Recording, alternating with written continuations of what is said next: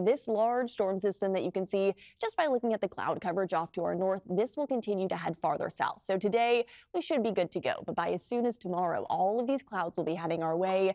And then the rain comes along with it overnight and into early tomorrow, and then continuing into Tuesday as well. This is going to be a powerful storm system that's going to bring more widespread rainfall and the potential for anywhere from a half of an inch to an inch and a half of rain by the time that we step out tomorrow and into early Tuesday. So the biggest rainfall that we have seen so far this season. And not only that, but we're also going to be seeing some snow along with it. As the rain pushes over the Sierra, those temperatures above 6,500 feet are going to be freezing, obviously, and potentially bringing upwards of 8 to 12 inches of snow, which is why we do have winter storm warnings, winter weather watches in effect. Because again, with all of that snow falling, those of you who are planning on traveling up to the Sierra, it's going to be dangerous starting tomorrow and then continuing into early Tuesday and Wednesday. How much rain can we see here in the Bay Area and when, though? Let's break it down. The timing. Look at the bottom right corner of the screen.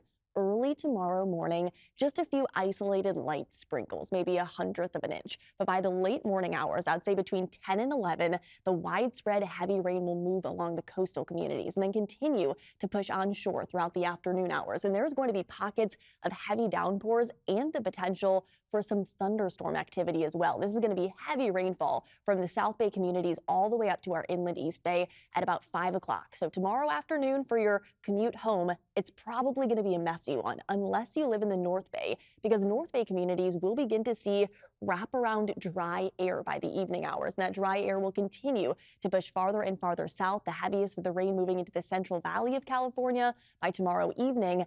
And then by the time that we step out early Tuesday, a few isolated showers are possible, especially across our South Bay. But it's actually going to be places like Monterey, Salinas, and Santa Cruz that early Tuesday morning are going to be picking up on the majority of the action as we step out before everybody begins to dry out when we step out into Wednesday and Thursday. However, it's going to be a cold day tomorrow. These are our high temperatures in the low 60s all across the Bay Area, from Santa Cruz, Monterey to our inland East Bay communities and up to our North Bay. We're going to be seeing those highs in the low 60s, if not upper 50s. Again, highs tomorrow afternoon are going to be significantly cooler than what we're feeling today. So get ready for a big cool down, a lot of rain and some windy weather.